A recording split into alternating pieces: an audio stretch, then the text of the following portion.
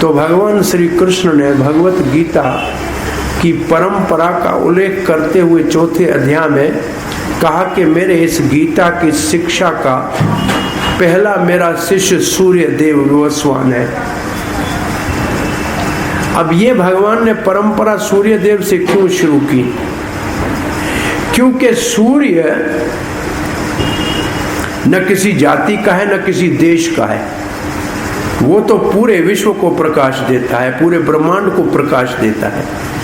तो भगवत गीता की शिक्षा सूरज को देख के भगवान ने सूर्य देव को देखकर ये स्थापित किया, भगवत गीता की शिक्षा देश काल नहीं, सर्वजानक है, सर्वभौमिक है, सर्वकालीन है। सर्वजानिक है मतलब सब प्राणियों के लिए है, सार्वभौमिक है मतलब पूरे भूमंडल के लिए है, और सर्वकालीन है का मतलब पहले थी, अब है और भविष्य में भी इसकी आवश्यकता रहेगी।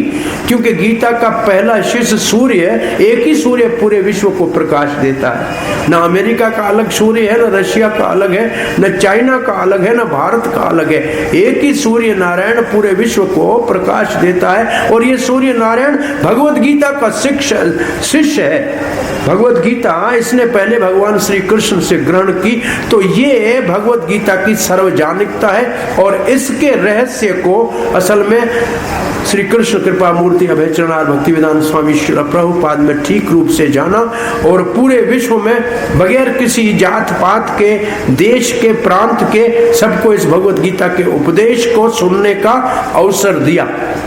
ये उनकी समदृष्टि और ये उनकी गीता की महानता को समझने की जो विद्वता है कि उन्होंने इसका श्रवण करने का अवसर अफ्रीका के कालों को भी दिया, और अमेरिका के गोरों को भी दिया, और रशिया के अंदर नास्तिकों को भी दिया, और भारतवर्ष के पंडितों को भी दिया। तो ये जो श्रील प्रभुपाद का भगवत गीता की शिक्षा का दृष्टिकोण है, ये इससे पहले किसी की समझ में आया नहीं था कि गीता कैसे विश्व भर के लिए, धर्म की स्थापना के लिए, आध्यात्मिक जीवन के आरंभ के लिए, आध्यात्मिक जीवन के पोषण के लिए, सबके लिए आवश्यक है, अनिवार्य है। और जैसे बच्चा दूध पी के बड़ा होता है, ऐसे गीता का अमृत पी के मानव आध्यात्मिक जीवन में बड़ा होता है, आध्यात्मिक जीवन उसका फलता फूलता है।